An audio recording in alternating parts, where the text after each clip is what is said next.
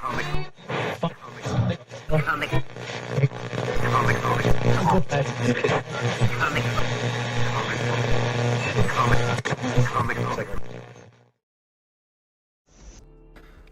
right, how you guys doing? Welcome to Comic Book Radio. I hope you guys are doing well.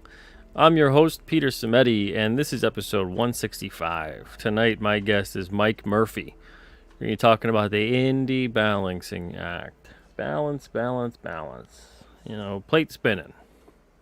We're not actually going to do plate spinning or juggling or anything like that, although, you know, sometimes it feels like when you're doing this, it feels like you're a world-class juggler. If you're good at it. Otherwise, man, they all come tumbling down. Before we get started, before I bring on Mike, I want to say two things. Okay, so the first one is very quick. I got another YouTube channel up and running. This one is Timey Tim's Time Capsule. Say that 3 times fast. And that's for a bunch of videos that YouTube will allow me to upload of things that I enjoy. I've uploaded them before on this channel, but this channel will be dedicated to that. I don't have any problems just in case and get this channel in trouble. Even though we never really got in trouble for that, I'm putting things to that channel. So if you guys want to check out some of the videos that I enjoy, maybe you'll enjoy them too. Just fun stuff. You know, there's like Pride of the X-Men and How to Draw Comics the Marvel Way and a bunch of different things. Really fun videos that maybe you haven't seen before, maybe you have. Whatever it may be, they're going to be on that. So go subscribe to that if you enjoy that sort of stuff. They're not going to be on this channel anymore. I'll be uploading 1 video per week to that channel. So that's really quick.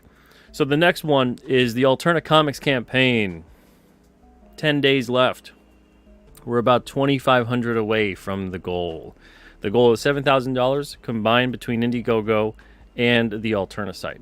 Go to alternacomics.com/funding or go to Indiegogo and support us on there. You can go to the Indiegogo link or the Alterna link.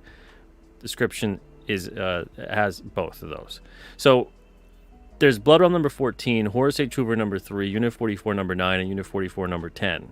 If you haven't had a chance to check out those titles yet, please do so. If you haven't had a chance to get those new ones yet and you already read those titles, please do so. And if you've backed already and you spread the word, thank you. Much appreciated. Again, 10 days left. And one other thing, too. I've got a perk on there that we started off at 50, 25 on the Alterna site, 25 on the Indiegogo, where you can get the 4 new comics and a quick portrait sketch card from me, and $25. Now there's just 7 left on the Alterna site and 3 left on the Indiegogo. So 10 left in total out of the 50 that we started with. If you guys do want one, make sure you get the bundle with the sketch card. It's a featured perk on the Indiegogo, and you can also find that on the Alterna site. Again, 7 left on the Alterna site, 3 left on Indiegogo. And in case you guys were wondering too, shipping is flat, so $6. And you get whatever you want, as much as you want, if you're in the U.S.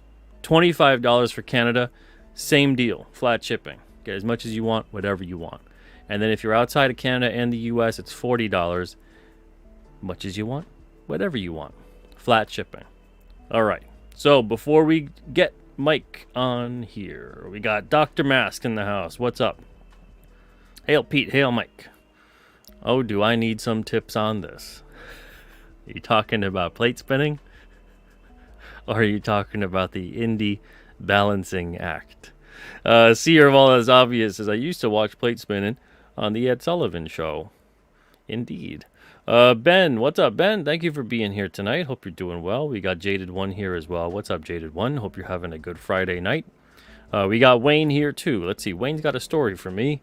Wayne says, hail all, and Pete, at an old lady at the post office loved my King Cryptid shirt and started a whole conversation on Bigfoot and aliens as I was leaving. An old man held the door for me and said, "Great shirt." Well, look at that. Alterna Comics. Building friendships. Starting conversations. Wonderful. You have a new friend or two. Congrats. That's great. Wayne said I had to hear about her grandkids because she buys them Bigfoot pajamas, but it was a great convo. There you go. I'm glad to hear it, but I'm also glad you're able to have a nice, enjoyable chat. Very nice. Manny Cornejo, what's up, Manny? Hope you're doing well. We got Shrek PMC here too. How's it going, Shrek? And thank you, Dr. Mask. Appreciate that. All right, so without further ado, let's bring him on. The man of the hour. He's been on the show before. It was a fun conversation, and I suspect this one will be fun as well. Welcome, Mike Murphy. What's up, Mike? Hey, Pete. Thanks for having me. Thank you for being here. My pleasure. And speaking of those sketch cards, I'm not only a guest, I'm also a client. Yes, there you go. And that's your character, right? Kedzie. Yeah, that's Kedzie from God's Fear Me. Yeah, man, I love how that turned out. Thanks for that. Well, thank you for having me do that for you guys. And Christian Rossi's the artist on that book, right? Yeah, he's actually working on the preview pages for the next campaign. Oh, awesome. When's that supposed to launch?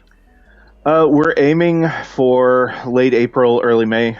Basically, as soon as we can get the fulfillment wheels rolling on Deep Well and Long Shadow. Oh, very nice, very nice. Well, you know, like the show says, it's a balancing act. You've got a lot of stuff going on. You want to kind of touch upon some of the things you've got going on in general that you've been trying to balance and sort out and get done? Yeah, sure, man. So basically, we're going to spend 2024 kind of reintroducing ourselves to the entire scene. Personal and professional things all kind of came to a head, and we just kind of reached a point where it's like, okay, we kind of need to put everything on hold, get life back in order, and then 2024 we'll get the train back on the track, so to speak. So we have two projects that are in desperate need of fulfillment, as I mentioned, Deep Well and Long Shadow. Deep Well is our big Western epic. It's kind of, the elevator pitch was always what happened the day the Lone Ranger rode into Deadwood.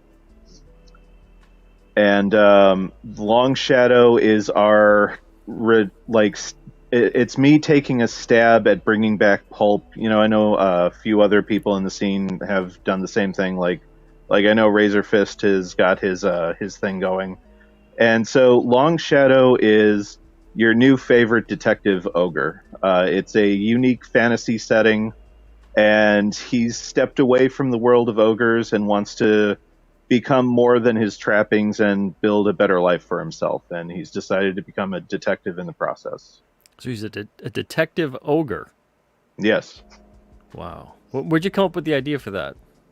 Well, he's Long Shadow. Long Shadow is a guy that both in pen and paper and video game form I've been role playing as for, I don't know, like 15 years almost now. And the last time I got to really use him was in Skyrim. I played him in a D&D campaign like back in college, and yeah, so he's kind of a guy that I've known like the back of my hand, but it's always been in the context of like other rule sets and worlds. And I really liked the idea of building this challenge for myself of making a unique fantasy setting and also taking a stab at, prose with the whole pulp thing.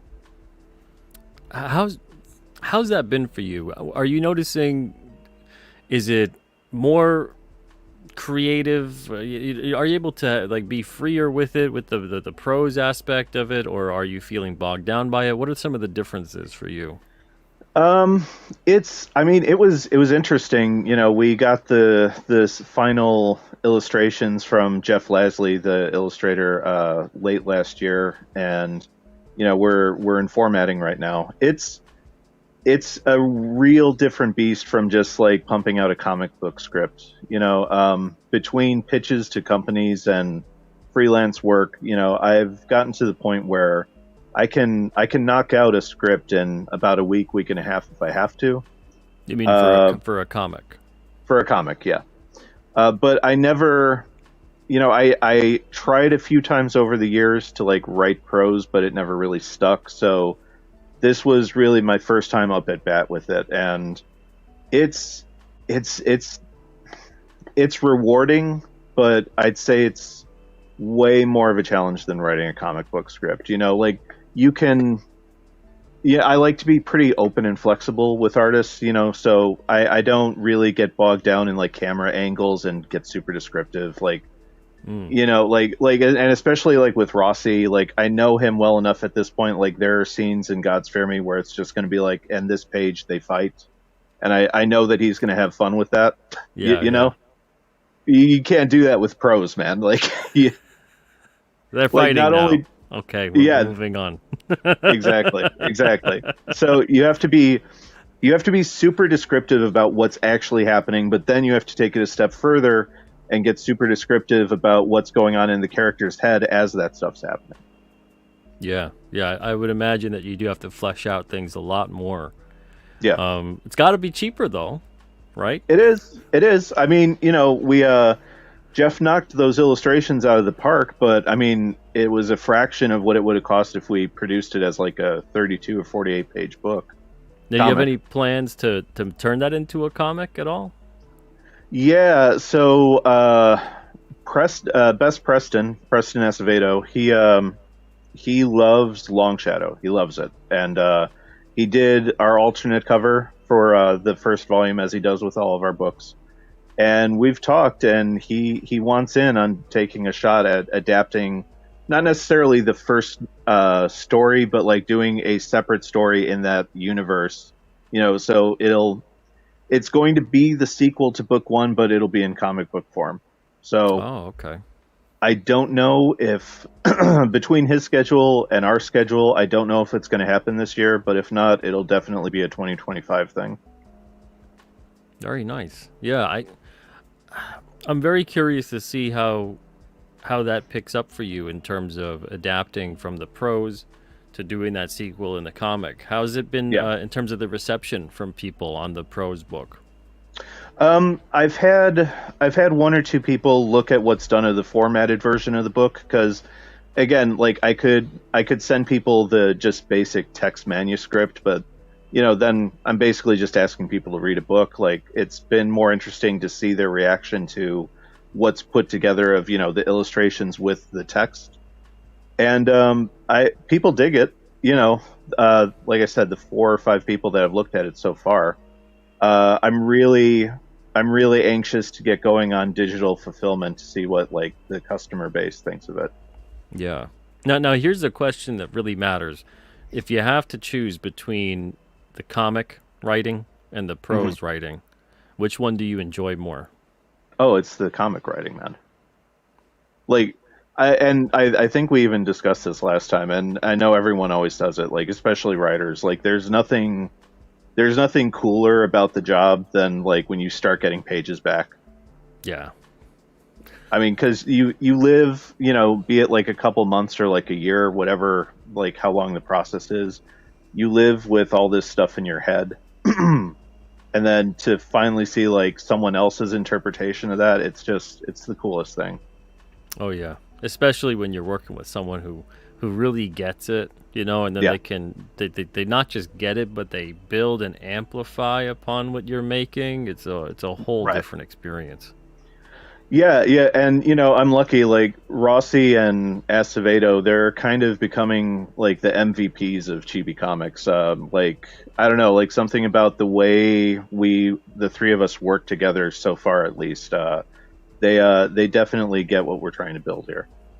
Nice. How many books have you guys been putting out?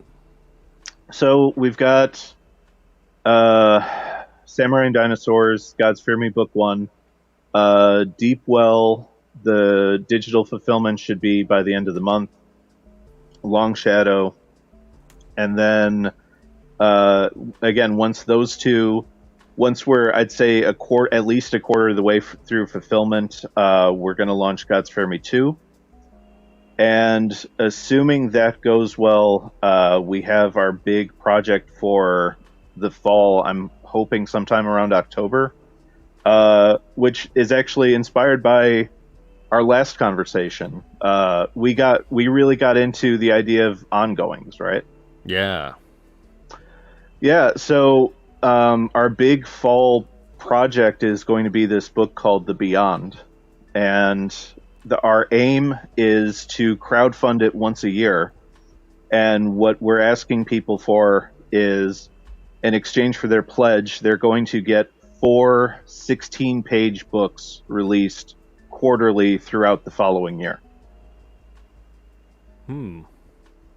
What's the gist of it? Yeah, so the gist of it is, it's. I'm still working on the elevator pitch because we had a while to go. Like, we're still working on character design and stuff. But a rough elevator pitch is 200 years ago, the world's greatest superhero team failed to save the world and kind of had to build a new world for humanity in a alternate dimension. And, fast forward 200 years, they've kind of taken on this almost Arthurian legend, but people have forgotten all that went into what it took to save the human race. And so you have this kind of transmetropolitan / Batman Beyond superhero universe where everything is about fashion and, looks and vanity, and it's not really about being a superhero. And this family of archaeologists uncover the past of the Beyond. That's the name of the team. And they become the Beyond for a new generation. So it's heavily inspired by stuff like Batman Beyond, Morrison's JLA, National Treasure, stuff like that. That sounds interesting. That leads me to have a couple follow-up questions, but I guess I'll start with the first one here. Are you deep diving into ancient civilizations and how those things rise and fall? Yeah, I know we kind of lightly touched on some of that stuff. It's definitely going into it. Yeah, I'm just gonna start getting into plot stuff. So this is super sneak preview stuff for anyone interested in the book. Exclusive, huh? Nice. Yeah. So the starting point is this relic. It's an ancient ship called the Archon. And the Archon was the Beyond's ship. It was capable of space travel, interdimensional travel, and its engine is the source of what made saving the world and creating a new world in a new dimension possible. And so, yeah, since they're all archaeologists, the way I treat it is just like there are specialists who look into ancient civilizations, or even something more recent the founding fathers. You have scholars who just devote themselves to the founding of America. Mm-hmm. It's kind of the same thing. This is a far future Batman Beyond-ish type setting where they treat this formation of the new world kind of like the formation of America, and the Archon is the starting point of that. Yeah, that's what I was thinking of too when you were talking about the time frame. I'm like, if you pushed it to around 300 years prior, mm-hmm. you almost mm-hmm. have this the founding of this country, essentially. Yeah. And then instead of being another dimension, it's like the new world, that there kind you of go. thing. Yeah, you're picking up what I'm putting down, man. Yeah. Well, and it's funny too how often that happens throughout civilization. Is that we get that whole thing of, there's people that come in there and they do their thing, and the blood, sweat, and tears involved, and the sacrifices and everything else, and then you give it enough time, and all of a sudden everyone has become so complacent and has taken all of it for granted. Yeah, on falls to hell. On the publishing side, people like Mark Miller have explored stuff like that a little bit with stuff like Jupiter's Legacy. But I kind of wanted to look at it through a longer timeline than just one generation of a family. I wanted to look at it as, basically this analogous group to the Fantastic Four. It's basically, if I'm super elevator pitching it, it's the Fantastic Four dig up the relics of the JLA. Okay. And I get why you're doing that. I always hate that. I hate like Oh the no. elevator pitch thing. No, no, Yeah. I don't mean the concept or whatever that you're pushing. I just mean like I always hate like the whole like comparing it to something that already exists. I get why people do it, and Yeah. it's easy to kind of pitch something that way. Yeah. But yeah, I mean, I get it. It's okay. yeah, I hear you, man. Like, I mean, look, like if I could, like this format, like I would just talk to people for like 20 minutes about the pitch. Yeah, But yeah, a lot of times, like especially when you're doing the promotional round, you have like a minute to sum up what the book is. yeah, I get it. It's just like a weird pet peeve of mine. I think it's a publisher thing. Right. I hear you.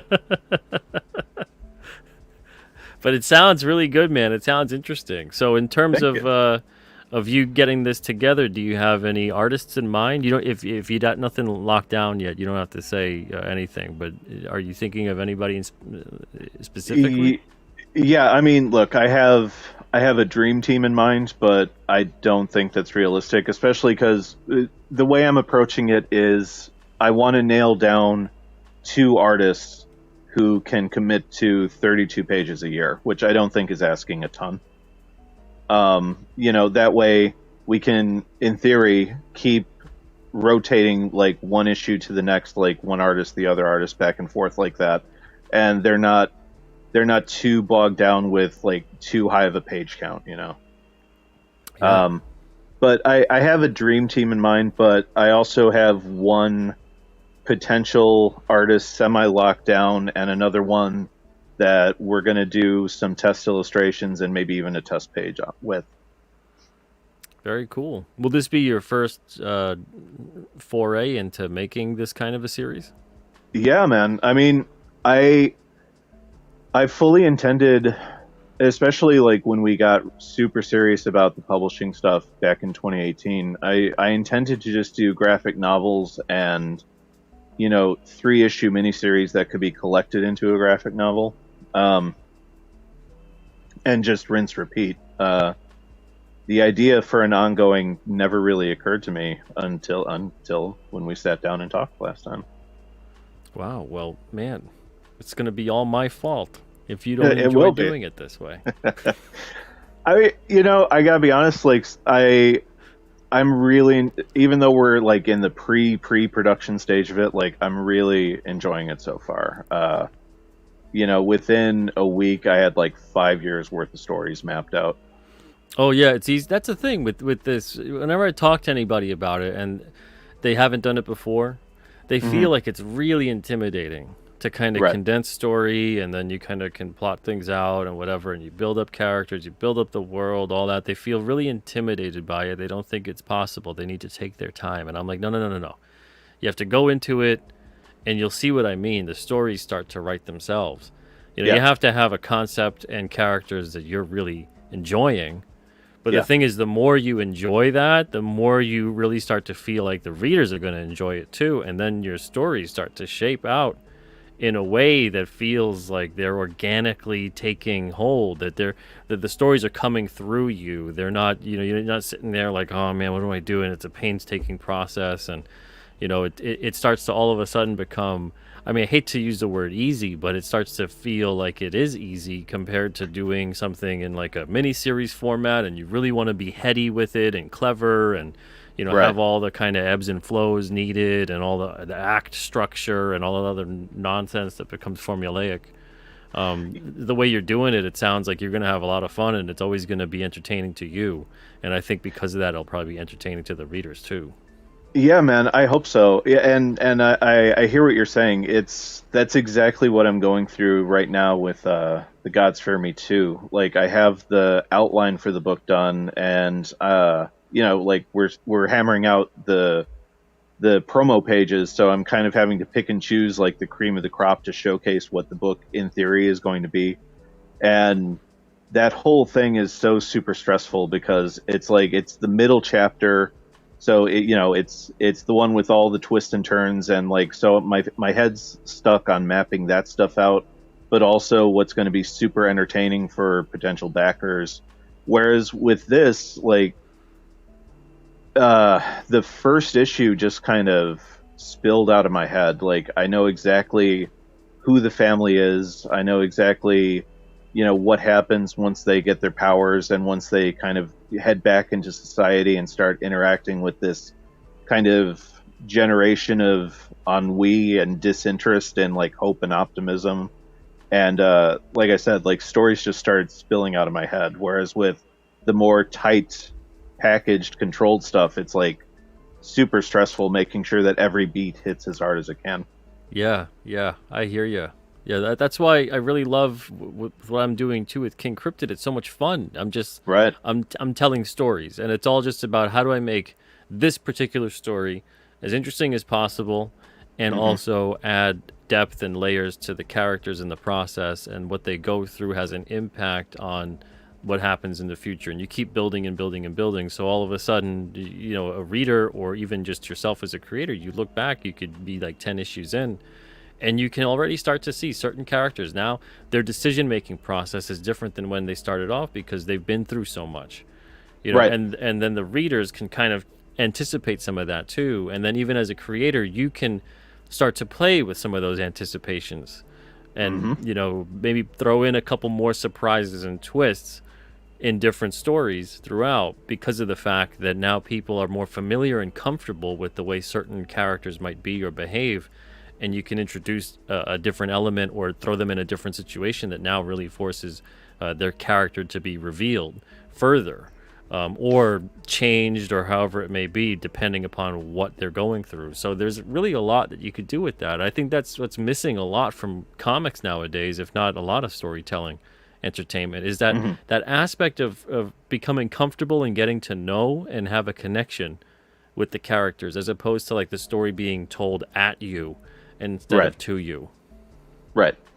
Yeah, and I know exactly what you're saying, and it's so interesting because once the characters start making those decisions independently from you, like those decisions start having their own ripple effects on the plot, Yeah, where it feels like you're not even generating the plot. It's like, oh well, because X does Y, that means by issue 4, that thing that happens results in Z. 100%. Yeah, yeah. Yeah, And it's it's good stuff. Man.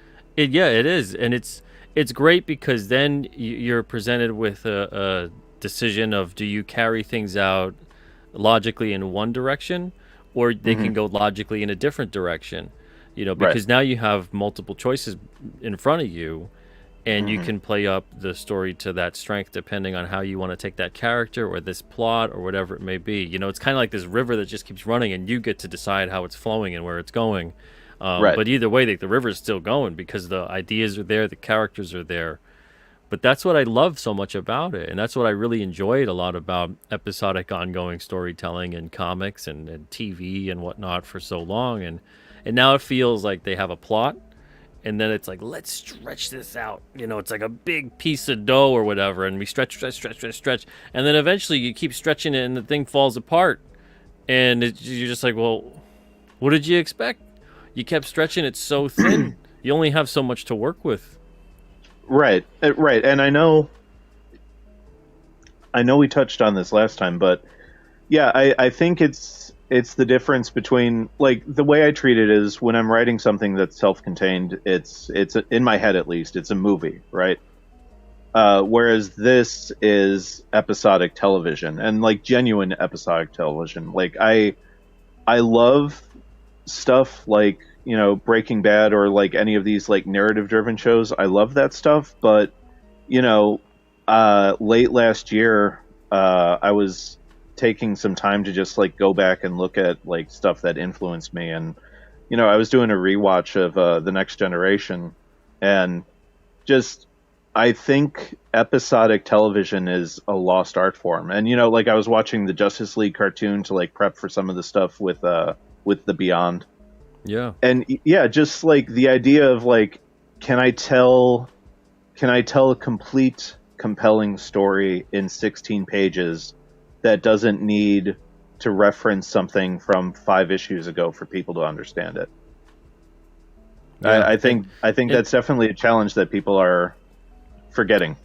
totally. Yeah. And then if anything, if anything gets brought up that references something that's happened before, it's something that's fun. It's a bonus. It's kind of Right. like an Easter egg hunt for the reader to, you put the little editor's note in there and they can go track it down if they want, but they're not going to be lost reading Right. the current thing that they're reading. It's just more going to be like, oh, wow, I can learn more about what it is you're talking about here. Like they actually already talked about this and mapped this out, and this is how this went Hmm. down. So it Hmm. adds another level of fun. And I think that's also kind of what helped a lot of people back in the day when they were hunting down all kinds of issues when they were reading them.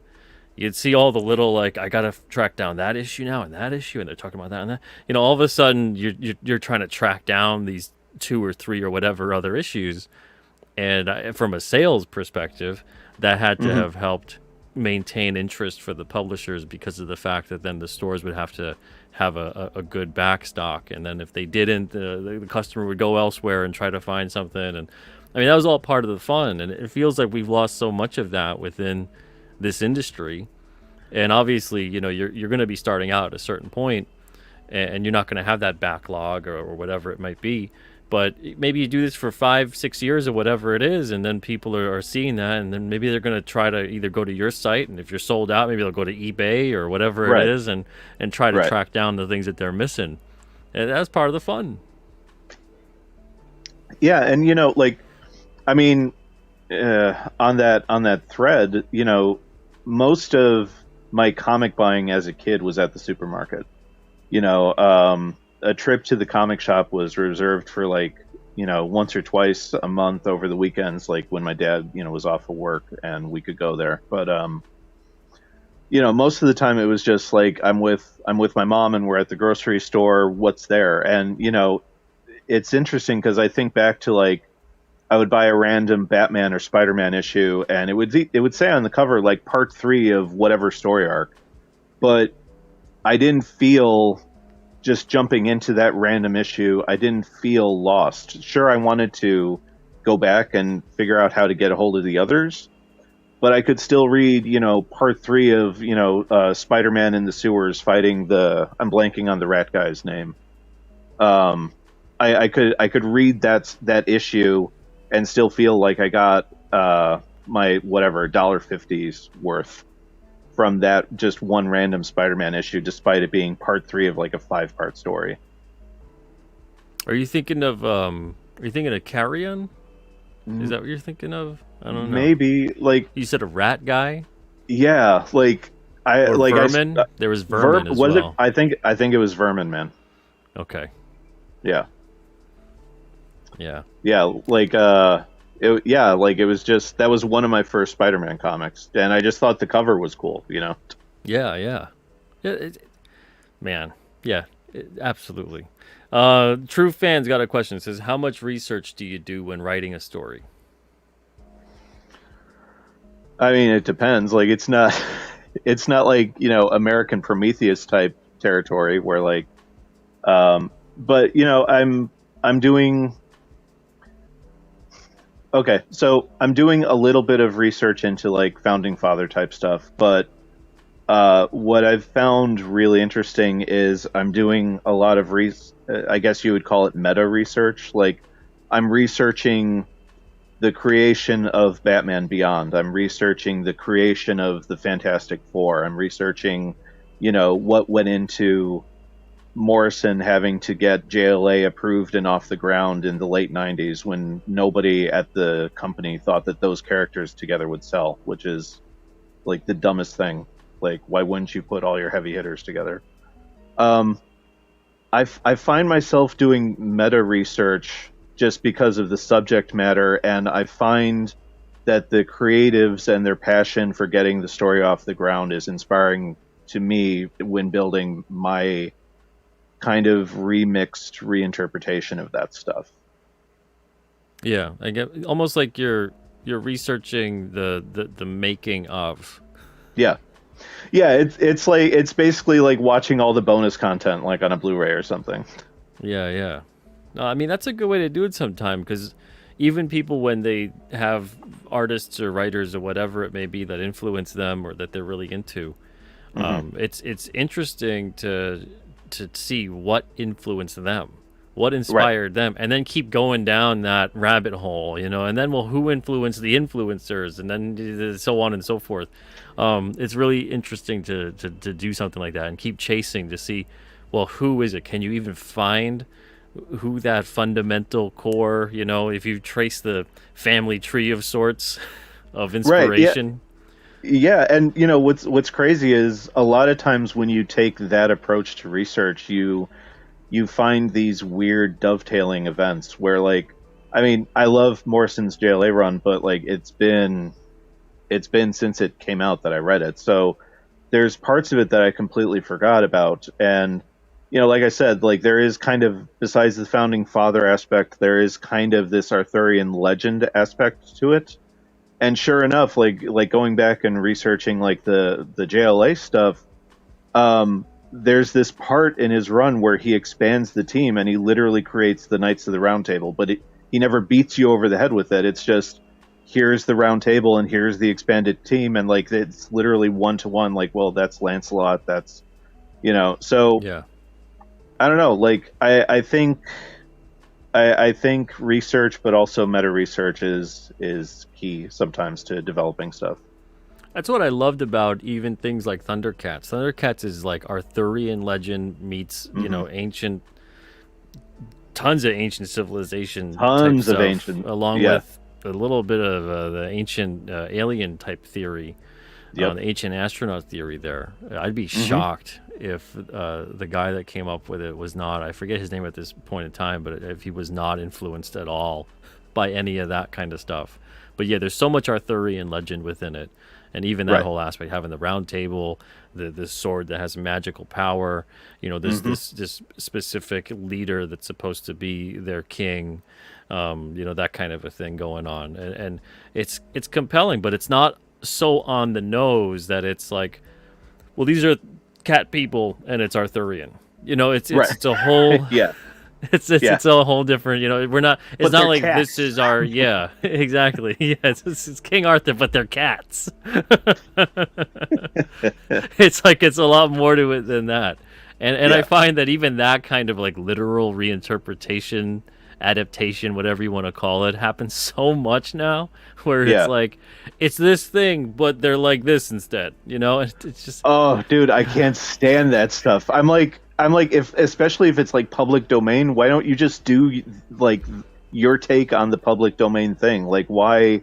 yeah, and Why do just you? be comfortable with like you won't get sued or whatever it may be. You know what I mean? Right. Like just be Right. inspired by it, obviously, but like can't you inject like here's your 10% inspiration and the 90% original stuff you're building upon that inspiration? Right. Like why does it have to be the other way? The 90% is what you're building upon, and then the 10% is Yep. whatever unique element is being thrown into that. Yeah, that's and I know I've said this a couple other places, but like that's especially, I'm not going to say it's an age thing. I'm going to say it's like an experience thing. Like when you're dealing with creators and creative types who haven't really found their footing, like you can bet 9 out of 10 times they're going to tell you about their not Batman character, and you're just like, dude, I don't want not Batman. Like Batman exists. Like what else do you have that's actually you? You know? Yeah, yeah, I hear that big time. Before I get to a couple other questions here, Dr. Mask says, I think he got me with Deep Well, just need to know where to back. Looks like Fund My Comic, maybe? Yeah. So what we're gonna do is when we start fulfillment on Deepwell and Long Shadow, we're gonna open up a one-stop shop campaign on Fund My Comic where it's just gonna be our print-on-demand placeholder until we like get our website up and running.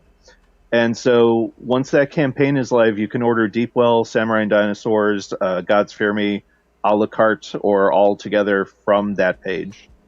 Oh, there you go. That's great. Yeah. Yeah, I definitely recommend that for especially someone in your position too, where you're having multiple titles and everything else. Yeah. Yeah. That's good stuff. Okay, Hmm. so Comics for Life has a question. Says, if you could have a choice of artist to work on your book, who would you choose? So I guess Oof. any artist. Yeah.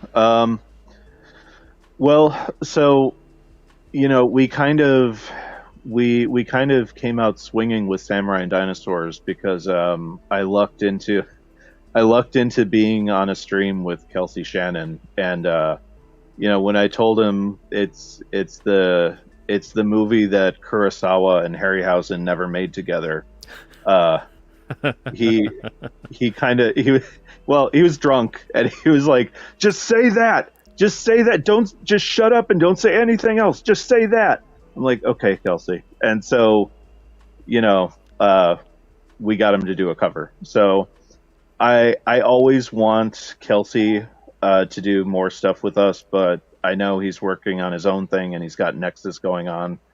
But yeah, like I'll admit, like my dream for the Beyond, it would be at least like one issue of that from Kelsey a year. But Wow. Okay. yeah, yeah, like Did he do the interiors or he just did the cover? no, he just did the cover. So our main artist for Samurai and Dinosaurs was Sergio Calve. It's this gorgeous minimalistic cartoon style. We had it designed to look like Japanese scrolls. Um, and like a fun fact that, I mean, no one would even notice this or care, but like during the production of it, like he was actually taking like gray tone palette samples from Seven Samurai and using that as the palette for the book. Like, Wow. yeah, I mean, things like without getting too inside baseball, like things kind of got weird with Sergio, especially during the start of the whole Comicsgate thing, and he distanced himself from us. But I'm still proud of the work that he did on the book, and I love the book dearly. Well, hopefully, do you have another one planned at all? Yeah, I do. It's the only issue is like securing the right artist for it, and I don't know who that is because besides horses, not a lot of artists like drawing dinosaurs. So No way, really? yeah, But don't we all draw dinosaurs as kids? I Like, know. who the hell wouldn't want to just rock out drawing a dinosaur? Yeah, like I've got some people in mind. I talked to someone like 2 or 3 years ago, actually, back before like we had to prioritize the Gods Fear Me. Um, I should see if they're still available and interested, but there I is a know rough sequel planned. I know there's an artist by the name of I believe it's Mike O'Shea is his name, and he did the first half of Wirehead. That's Oh, Rob okay. Geronimo's book.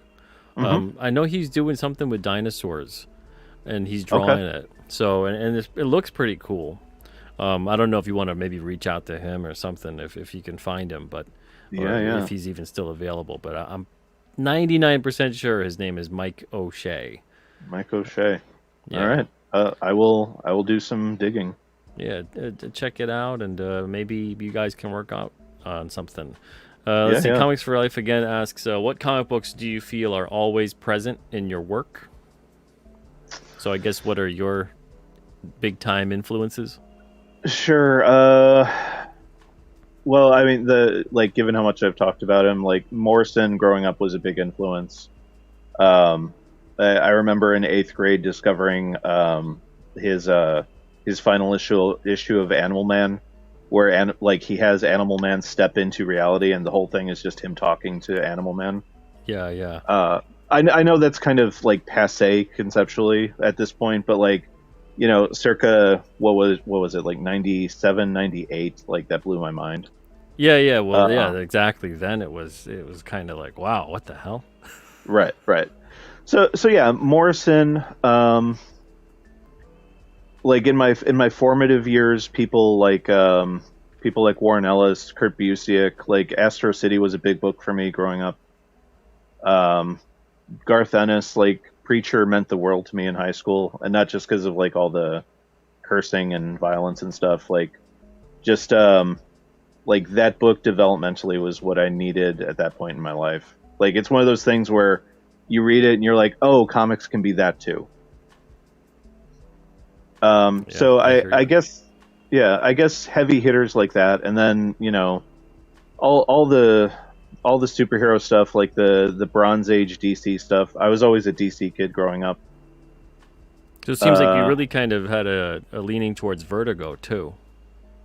Yeah, 100%, man. Like bringing up Warren Ellis. I mean, that first issue, and then the first trade of Transmetropolitan. I was vaguely aware of figures like Hunter S. Thompson, but not super in depth. But I conceptually got it, and going into like long form storytelling, like just the idea of like, okay, we're just going to live with that type of journalist slash reporter for like 60 issues as he kind of travels through this like horrible decaying futuristic city. Like, again, it was just one of those books like I needed at that point in my life. Yeah. Man, Baron says I'm waiting for Long Shadow. Pretty sure I got some map with it. Yeah, you're gonna get that map. Everybody loves maps. Yeah, they do. Yeah. Like, if anything, the Long Shadow campaign taught me that. Well, I'm joking a little bit here, but most of our campaigns are going to have maps from now on. Very nice. Yeah, I'm gonna be having a map on the next King Cryptid campaign. Oh, that's awesome. I'm still choosing between who I want to illustrate it. I may incorporate a couple different people, but it'll be like for now at least a map of New England, and then do one of those things where you ever see like roadside attraction type maps, but instead it'll be like this is where like that cryptid was spotted, that's where that cryptid was spotted, that kind of a thing, and have it an illustrated map of New England with all these cryptids from King Cryptid in certain areas. When you said that, that's exactly what I was thinking of, like the giant X with like the little factoid next to it. Yeah, 100%. I think that'd be a lot of fun. That's cool. Let's see. Hey, happy Lunar Chinese New Year, AL. Year of the Dragon coming up. That should be a good one for a lot of people. Yeah, I hope so. Year of the Dragon. Just the way it sounds. Mm-hmm. It's got to be good. Year of the Dragon. How could that? You would hope how so, could man. Year of the Dragon suck? You know, freaking dragon. At this point, man, I'll take anything after the past couple of years. Yeah, absolutely. Dr. Mask's throwing his hat in the ring. Says if you need kid level dinosaur art, I'm your guy. All right, well, I'll be in touch. Ale says maps give you a visual representation of where you're going or where you've been. Yeah, 100%. Yep. Baron says I get so many maps these days. There you go. Mm-hmm. Yeah, I love the one that Rob Geronimo does for Blood Realm. Really, really, really fun. Especially the big blanket. We did a big blanket, about almost 7 feet tall, of the map of Mordrin, and that thing's crazy. Yeah, I'm actually making my way through the first 80-page giant of that right now, and man, I'm so impressed with that book. Oh, it's so much fun. That's one of those books where I gave up trying to predict where it was going. I was just like, whatever. I'm just letting this book take me wherever. Because sometimes I spend so much time, and it's usually a sign of me being frustrated with the book, where I'm trying to constantly predict where it's going and how these characters are going to play out. And I start doing that because my frustration starts turning into creativity, and I'm trying to rewrite the book in some way. Yeah, I get you. But with Blood Realm, I just sit back and I just enjoy, and I love where he's going with it. I love the different directions he takes and all the elements he adds to it. It's so much fun. Yeah, I definitely picked some of that up, like, because, I mean, reading like 80 pages worth of it, like by the end of the first issue, what I noticed is he's really good at, I call it fantasy flow. Like, the first like 15 minutes of Lord of the Rings where you almost kind of become serenaded by Galadriel's voice just recounting. Yeah. You're getting slowly away from your world and you're sinking slowly into theirs. Yeah, he's really good at that. Yeah, he's very good at that. Yep. Man. So what other stuff do you have planned out in terms of what you guys are doing, not just with your comics, but with other things as well? Like if you got anything planned out, like merch wise, or what kind of the stuff are you noticing like worked for you guys? What maybe didn't? What do you want to do more of? What do you want to do less of? Yeah, that's definitely like merch and stuff. We definitely want to focus on towards the end of the year. Like I was saying, like step one for us is honor our obligations, get the people their books they've been patiently waiting for, and just kind of reintroduce ourselves with God's Fear Me Too. And there will be a fresh second printing cover for the first issue for people who want to play catch up. Oh, cool. Yeah, so after that, we do want to focus on building up, a Shopify storefront and selling the books and merch through there. I'd love to get into T-shirt design. Like, I really want to see Kelsey's design for Samurai and Dinosaurs like on a T-shirt because it's a wraparound cover, and I just love the idea of the illustration going from front to back. Oh yeah. Yeah, so stuff like that. And I mean, long term, like if we're talking like big goals, like I'd love to get to the point where we could finance like a short film, like something 15, 22 minutes long. Um, you know, Animated or live action? I mean, everyone says to do animated, but like animation's so expensive, man. Like I almost think it would be more affordable just to make a very low budget short film. Keep it grounded, keep it set in reality. Like crime fiction is a big thing for me. I think I could do like a 18-minute long short crime film. That sounds more manageable to me than trying to make like basically an episode of a cartoon. Yeah, yeah, I hear you. Yeah, because I mean, my second love is movies. If I didn't dedicate my life to comics, I'd be trying to make movies. And I'd like to make one at least at some point in my lifetime. So why not over the next like 3 to 5 years?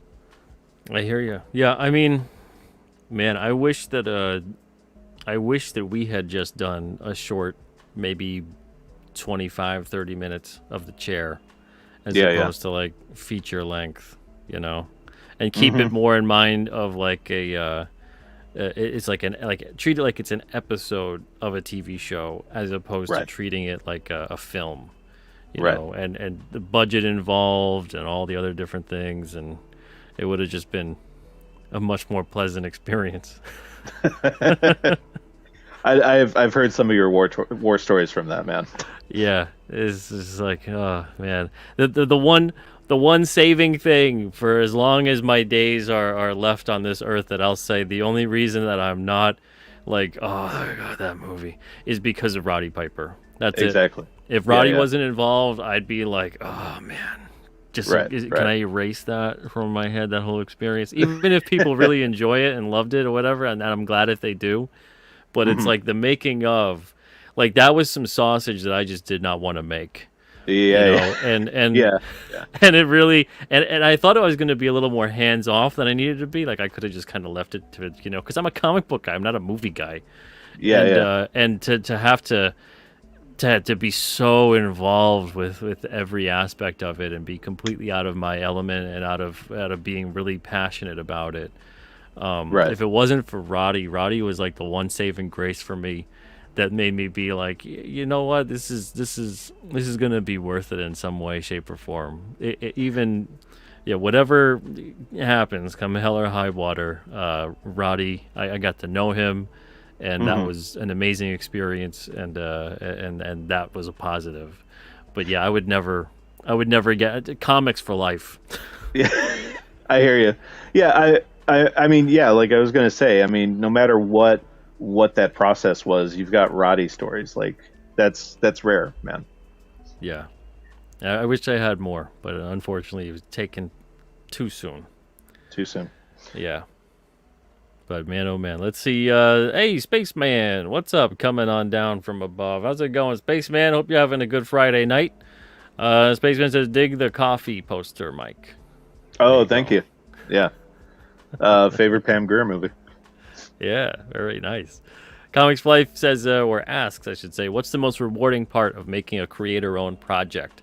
I guess this can be directed to both of you, so I'll let you go first. Okay. I mean, like I was saying earlier, step one is seeing your thoughts filtered through another person's, head and talent.